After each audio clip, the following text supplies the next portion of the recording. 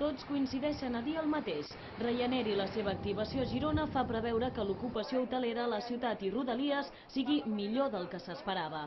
El sector hoteler celebra que la companyia de vol porti turistes estrangers, sobretot provinents de l'est d'Europa.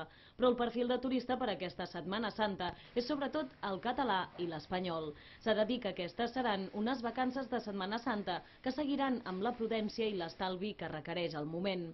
Tenim dos blocs, el bloc principal que és la nit de dijous, divendres, dissabte i diumenge, de les quals d'aquestes nits, les nits de divendres i dissabte segurament es farà entre un 85 i 95% d'ocupació. Les altres nits, les primeres, de moment està força parat. El tema previsió meteorològic no ens acompanya gaire aquest any de moment, dilluns i març està previst que plogui i de per si ja són nits de baixa ocupació.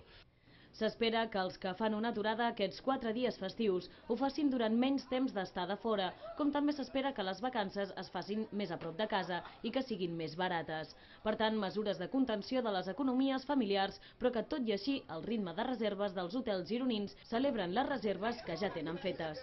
La Setmana Santa aquesta realment val a dir es presenta molt millor que l'any passat a les mateixes dates, o sigui, a hores d'ara tenim més reserves fetes que l'any passat, però comença a arribar la gent a partir de dimarts. A partir de dimarts, dijous a la nit tenim ple, divendres tenim ple, nosaltres, val a dir que té un hotel molt petit, i dissabte acabarem, esperem, emplenant, però ja serà sobre la marxa mateix. Però les previsions a hores d'ara són, en el nostre cas, repeteixo, vull ser molt prudent, molt millors que les d'ara fa un any, justament. I els dies que són els festius forts, alguns fins i tot esperen gairebé omplir les seves habitacions. Aquesta Setmana Santa és d'un 70% aproximadament a partir de dijous, el que és el cap de setmana, dijous, divendres, dissabte i diumenge. Jo crec que divendres i dissabte ens acostarem cap al 100% amb gent que ve sense reserves o que reserva d'última hora.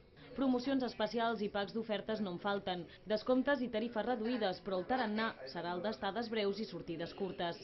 El que estem és el que diu la previsió meteorològica, que sembla que alguns dies de Setmana Santa es veuran estroncats pel mal temps, però de ben segur que els turistes aprofitaran la seva estada de totes maneres.